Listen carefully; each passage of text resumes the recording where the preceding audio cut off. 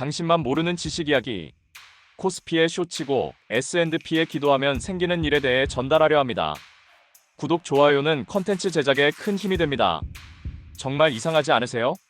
미국 증시가 빠졌는데 인버스 상품은 올랐는데 개인 투자자들은 그걸 쳐다보지도 않습니다.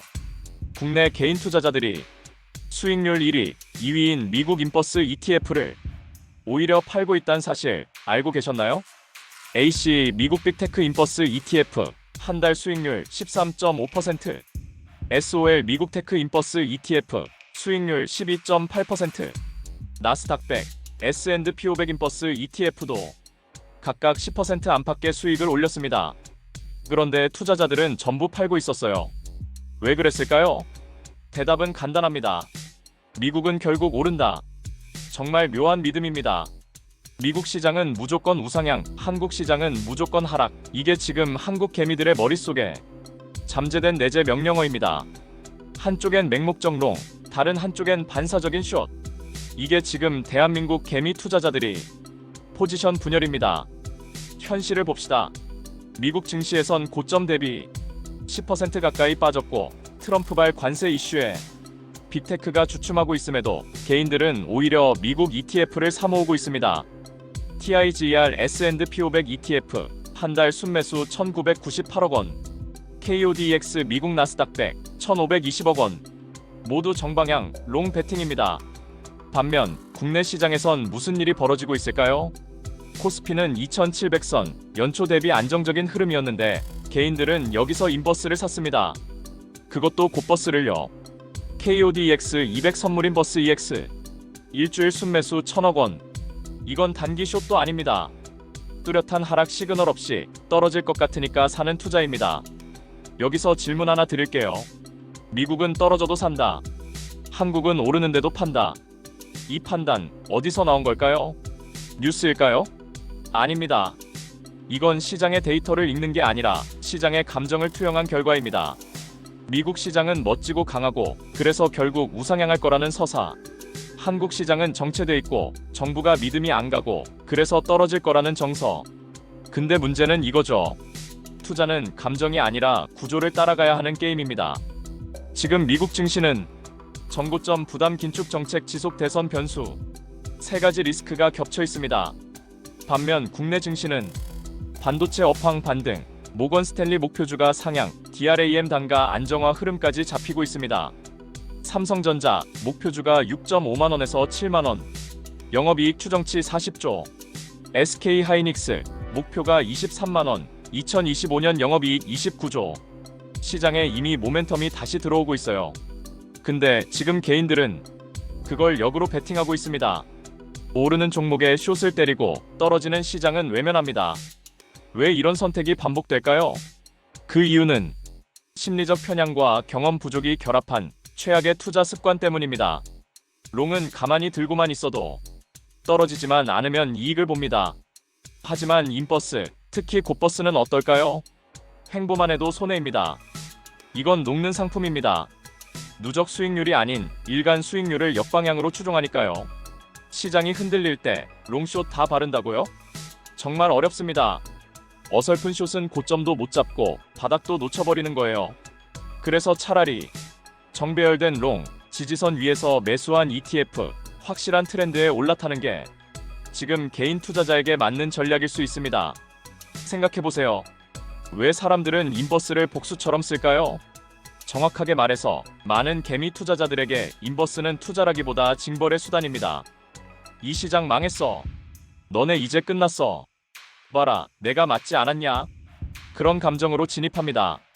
그 감정은 기존에 내가 손실을 봤던 종목 혹은 나와 상반된 흐름을 보인 주식에 대한 분노의 연장선에서 나옵니다. 그래서 인버스를 사는 손은 확신이 아니라 분노로 움직입니다. 근데 문제는 시장엔 감정이 없다는 겁니다. 이익도 손해도 복수심도 인정하지 않습니다. 단지 흐름이 있을 뿐이죠. 지금 당신이 인버스를 사고 있다면 정말 냉정하게 자문해 보셔야 합니다. 지금 내가 이걸 사는 이유는 데이터인가요? 감정인가요? 사람들은 대개 상승장에선 희망으로 투자하고 하락장에선 분노로 숏을 칩니다. 하지만 이게 가장 망하기 좋은 조합입니다. 실제로 하락 추세가 확정된 구간에서 인버스를 담은 사람은 많지 않습니다. 대부분은 이미 오른 것 같으니 떨어질 거야라는 직감, 즉 감정적 고점 인식에 근거해 숏을 들어갑니다. 하지만 시장은 직감으로 움직이지 않습니다. 숏은 추세 하단에서 진입하는 게임입니다. 완전히 꺾이고 거래량이 줄고 반등 시도가 실패한 후 진입해야 하는 고난도의 기술입니다.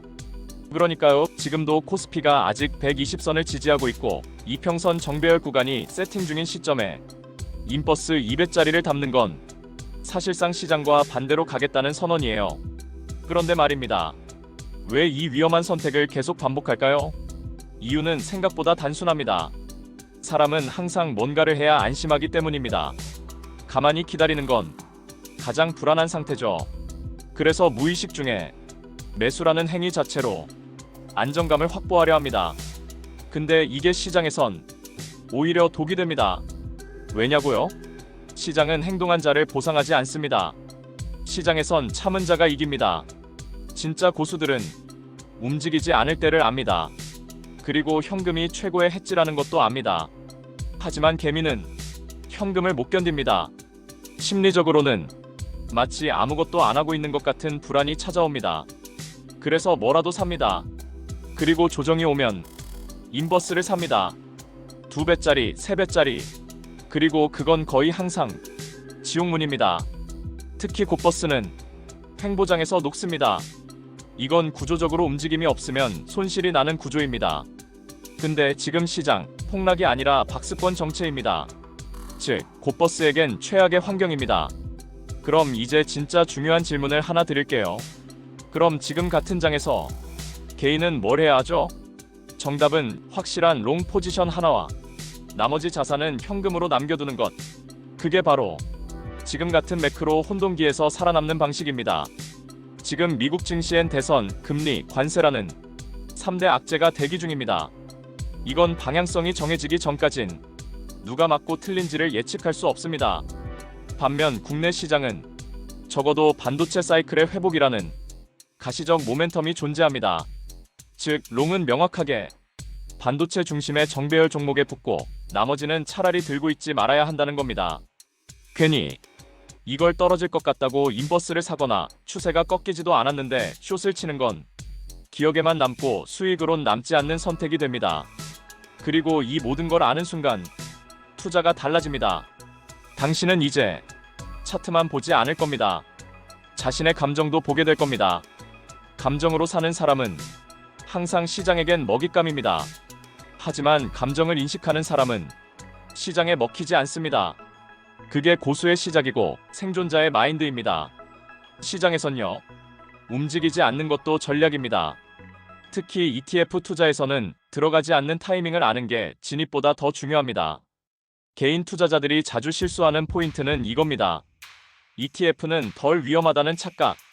ETF는 종목 분산돼 있어서 개별 주식보다 안정적일 수는 있지만 방향이 틀리면 똑같이 깨집니다. 특히 레버리지, 인버스는 더 크게 깨집니다. 예를 들어 KODX 200 선물 인버스 EX. 지금 개인들이 많이 들어가고 있죠. 하지만 코스피가 단기적으로 120선 위에서 지지력 보이고 있고 이평선 정배열로 다시 올라설 수 있는 구조입니다. 이때 인버스를 들어간다는 건 단기 박스권에 베팅하는 건데 곧버스 구조상 박스권조차 손실 구간이에요. 움직이지 않으면 녹는 구조이기 때문입니다. 이런 구간에서는 ETF도 손에 쥐는 순간 리스크가 됩니다. 진짜 상방 확신이 있는 구간만 정방향 1배짜리 ETF로 들어가는 게 정답입니다. 예를 들어 삼성전자, 하이닉스 비중 높은 KODX 200 혹은 반도체에 더 집중된 TIGR 반도체 TOP10. 이런 종목은 현재 단기 조정이 온다 해도 중장기적으론 확인된 업사이드를 가진 테마입니다. 그럼 어떤 시점에 사야 하냐? 반등 초입이 아니라 눌림목 구간에서 거래량 터지며 지지받는 순간. 그리고 언제 사지 말아야 하냐? 바로 지금처럼 미국발 이슈가 커지는 와중 한국은 딱히 꺾이지도 않았는데 왠지 떨어질 것 같은 느낌만으로 인버스를 사려는 시점. 그건 투자 타이밍이 아닙니다. 그건 불안의 해소 행위입니다. ETF를 진입 버튼이 아니라 자기 심리 해소 버튼으로 쓰면 안 됩니다. 시장 불확실성이 높을수록 개인은 오히려 현금 비중을 늘려야 하고 선택지를 줄여야 합니다. ETF 5개, 10개 분산하는 게 아니라 확실한 섹터 하나만 추적해서 그 안에서만 타이밍 잡는 겁니다. 그게 반도체든 2차 전지든 심지어 미국 ETF든 상관없어요. 문제는 개수가 아니라 집중력입니다. 또 하나, 지금 같은 장에서 해외 ETF를 무작정 따라가는 것도 생각보다 리스크가 큽니다. 많은 분들이 TIGR 미국 S&P 500, KODX 미국 나스닥 100 사시죠. 근데 이게 그냥 미국 우상향 믿고 들고 가는 거면 중장기적으론 괜찮을 수 있습니다.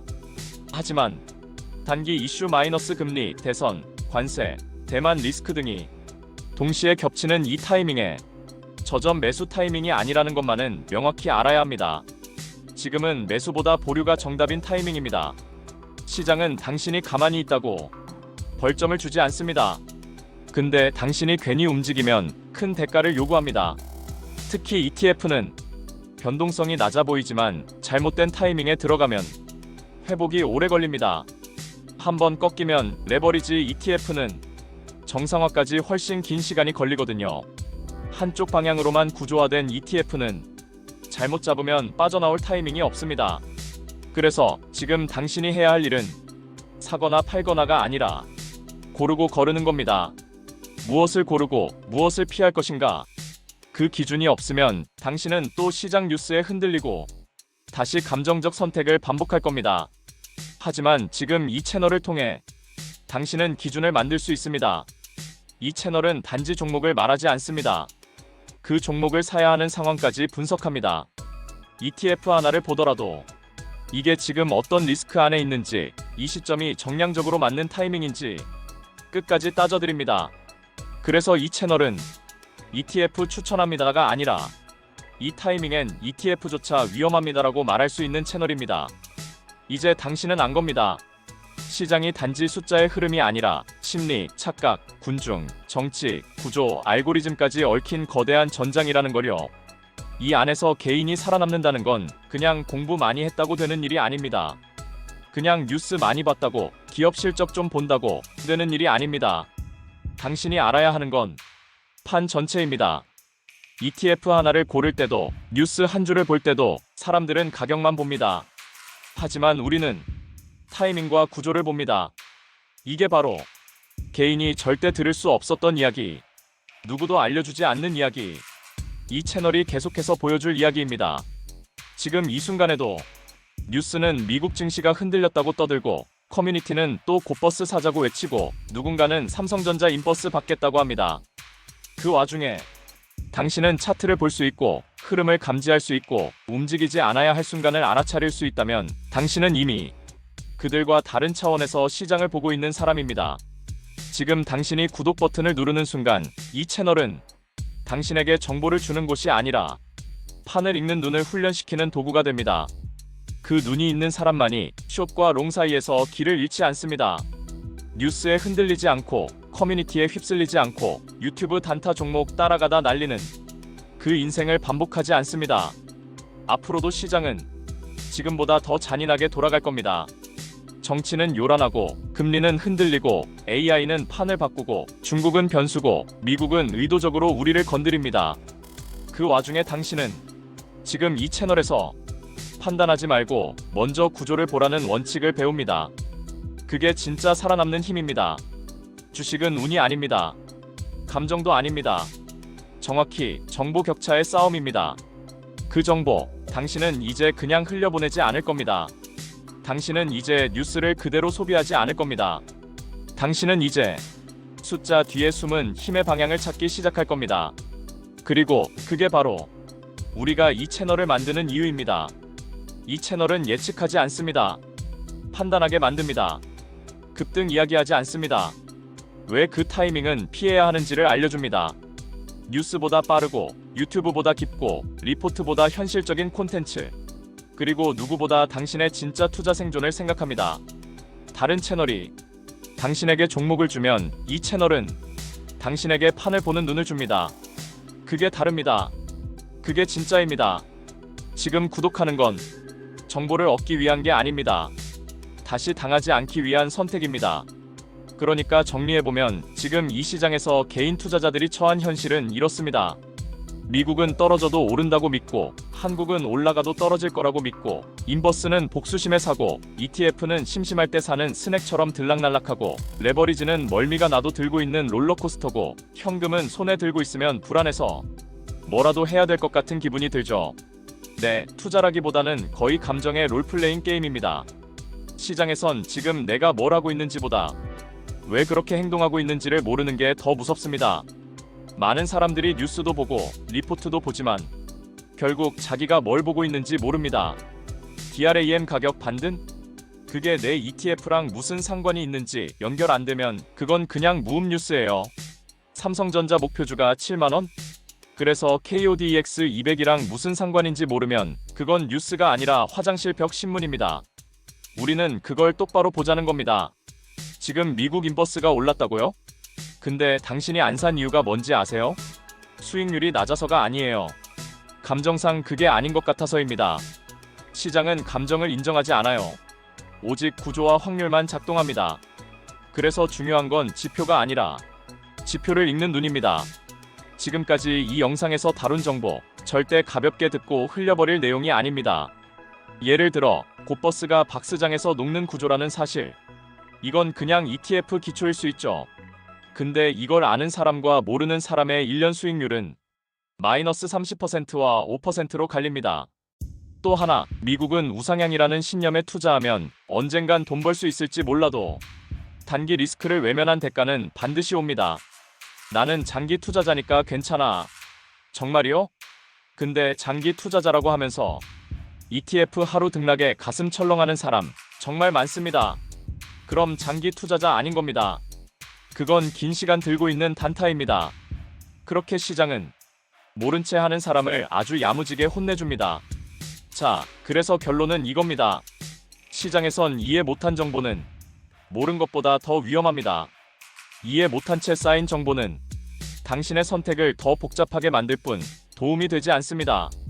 근데 이 채널은 그걸 다르게 하려고 합니다. 뉴스는 뉴스로 끝내지 않고 ETF는 ETF로만 보지 않고 심리와 구조와 방향성을 한 덩어리로 엮어서 판 전체를 보여드립니다. 이건 단순히 이 ETF 사세요가 아닙니다. 지금 이걸 사지 마세요. 그리고 왜 그런지 알려드릴게요라는 이야기입니다. 그리고 그게 진짜 가치 있는 정보입니다. 요즘 같은 시장에서 정보는 넘쳐나지만 판단은 점점 어려워지고 있죠. 그래서 우리는 정보를 소비하는 게 아니라 정보를 재구성해서 방향성을 찾아야 합니다. 그 방향성, 지금 이 채널에선 계속 보여드릴 겁니다. 어떤 종목이 핫한지보다 어떤 흐름이 진짜이고 어떤 타이밍은 피해야 하는지, 이걸 아는 사람과 모르는 사람의 격차는 한 달이면 체감되고 1년이면 계좌로 증명됩니다. 그러니 기억해두세요. 이 채널은 ETF 어디가 좋나요? 하는 질문에 절대 이거요라고만 말하지 않습니다. 왜 지금 그걸 묻는지부터 보자고 말합니다. 그리고 그게 당신을 시장에서 살아남게 만드는 진짜 힘입니다. 그래서 마지막으로 묻겠습니다. 뉴스가 말해주는 것만 보고 투자하시겠습니까? 스스로 지식을 얻고 남들과는 다른 선택을 해야만 차별화의 시대입니다. 무엇이 본인을 위한 것인가 잘 판단하시면서 살아가시기를 바랍니다. 다음에도 더 좋은 컨텐츠로 돌아오겠습니다. 감사합니다.